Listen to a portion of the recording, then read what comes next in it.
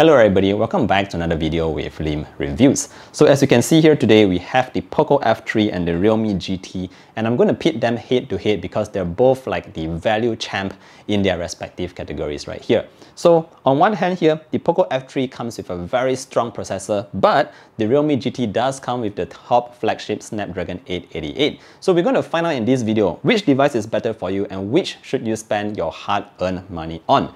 Alright, first thing we're going to start off here is the price. Now the Poco F3 I have here is the top spec model. It is the 8GB version plus 256GB of internal memory, and it's retailing in Malaysia here for RM1699, or in other words, $400 US.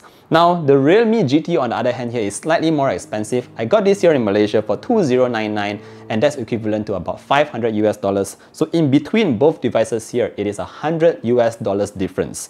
But of course, you're getting slightly more in terms of value and specs on the Realme device right here. And let's just jump on to the next point. Let's talk a little bit about design, build quality, and how it feels like in hand.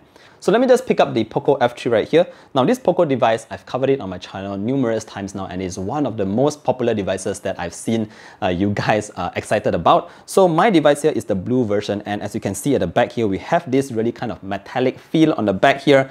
This material feels really good as well. It's very smooth and it's very cool to the touch. I like it very much, and it is a very slim device over here. So it fits really well in my hand, at least, depending on how big your hand is, but yeah, it feels pretty well in my hand. Very nice to hold. Now next on, let's check out the Realme GT right here. The Realme GT takes things a bit one step further, I would say here, with this really nice vegan leather kind of back panel. So I love this because we only see this not very often on smartphones, and the fact that we have this, it really increases the level of premiumness on this smartphone itself. Now it does look like a sports car right now, but of course there are other colors that you can choose from. Another thing that I want to point out here is that it is a slightly smaller form factor compared to the Poco right there. That is about 6.67 inches, whereas this is a 6.43 inch device. Definitely it is slightly smaller, and you can see the form factor side by side like this. Now this brings me on to my next point, the displays itself. So both devices uses here the same kind of technology. They both have Super AMOLED displays. They're both 1080p. They both have 120 Hz for that very smooth, fluid feel. So in terms of just display quality, I would just give it a tie here because they're both very good to look at. But I must point out one thing here, and that is with the Realme GT, you do get a slightly brighter display here, and I've tested it both outdoors and indoors. Definitely, if you want to blind your eyes, you will have to go with the Realme GT. I'm not saying that the Poco F3 is not visible at all. I'm just saying that the Realme GT is that tiny bit brighter than the Poco F3. So display-wise, you're not being shortchanged at all for both devices. Now let's move on to the next point, and that is performance. So both devices over here, they're running some pretty good specs. We have the Snapdragon 870 on one hand and Snapdragon 888 on the other hand. Now in terms of RAM, they both have LPDDR5 RAM. This is, like I said, 8 gigs, whereas this one here maxes out at 12 gigabytes. So you're having 4 extra gigabytes of RAM on the Realme GT right here. In terms of internal storage, both devices here have 256 gigabytes of internal storage. That is UFS 3.1.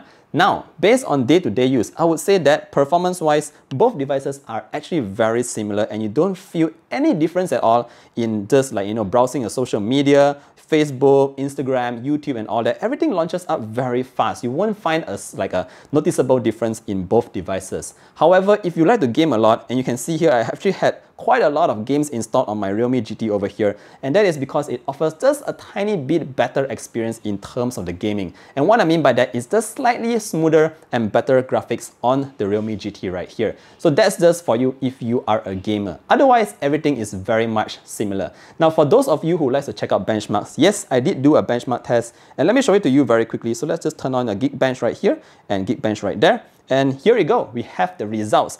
And oddly enough, my Poco device here is actually stronger than the Realme in terms of the multi-core score. So it's really weird, the Snapdragon 870 here and the Snapdragon 888, but you notice that the multi-core score is lower than the Snapdragon 870. And what's more interesting here is that I have already turned on my GT mode. So it's supposed to be running at full performance.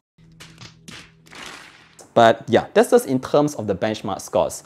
Now let's move on to my next point here, and I want to talk very quickly about the cameras on both devices. So flipping the device to the back, here we can see that both devices here actually come with triple camera setups. Now on the Poco, it is a 48 megapixel main, 8 megapixel ultra wide, and a 5 megapixel macro. Whereas on the Realme, we have a slightly higher resolution, 64 megapixel main, 8 megapixel wide and a 2 megapixel macro. So obviously you know that 2 megapixels is just obsolete today. But yes, we're going to focus on the main sensors here. Now, in terms of image quality, guys, I've took quite a lot of photos and I'm going to show it to you guys side by side here. But my general conclusion here is that I noticed that colors were more accurate on the Poco F3, whereas on the Realme GT, it looked as if there was a blue tint added to every single photo. I'm not sure what's going on with the Realme device here. It's running the latest software, but it has this really terrible looking blue tint on all the images taken. So it really spoils the photo. However, in terms of sharpness and resolution, obviously the win will go to the Realme GT over there because it has that higher resolution camera. But I cannot unsee that blue tint, and I will have to say, in terms of just outright image quality, I will have to go give it to the Poco F3. Now bear in mind, both devices here do not have perfect cameras. It's just that the color accuracy is much better on the Poco device, and that's why I'm handing it to the Poco device right there. However, if you are the kind of person who likes to edit your photos and you can just adjust everything, then you might still can consider the Realme GT over here.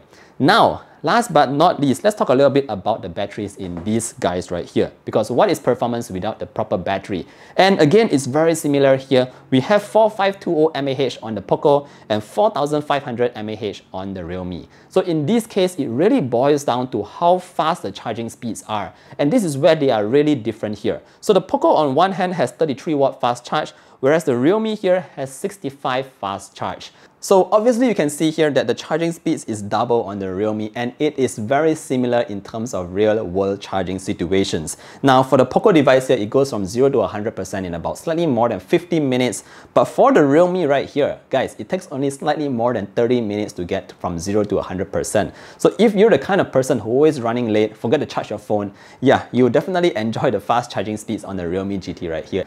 Alright, last but not least, speakers wise, we have stereo speakers for both. Not much to talk about that there. And of course, haptics wise, both devices have pretty good haptics engine, though I would mention that the Poco, the haptics there is a little bit stronger than the ones on the Realme, which is very subtle, and you somehow you might miss it a little bit here and there. But yeah, they have some decent haptics engine. Alright guys, that is my comparison between the Poco F3 and the Realme GT. Now, if you have a very limited budget, but you still want to get the most bang for your buck, you can't really go wrong with the Poco F3 here. It comes with the best overall value that you can get for your money here with the Poco F3. But if you have slightly more budget and you want a better processor, you want a slightly better build quality and feel, but you are able to tolerate the cameras, so you might want to consider the Realme GT right here. Regardless, both devices are very strong in their own respective rights, and this is the comparison between the Poco F3 and Realme GT. Now let me know which device you guys would prefer, the Poco F3 or the Realme GT, down in the comment section below. If you have more questions, feel free to reach out to me, and I'll see all of you guys in the next one. Bye!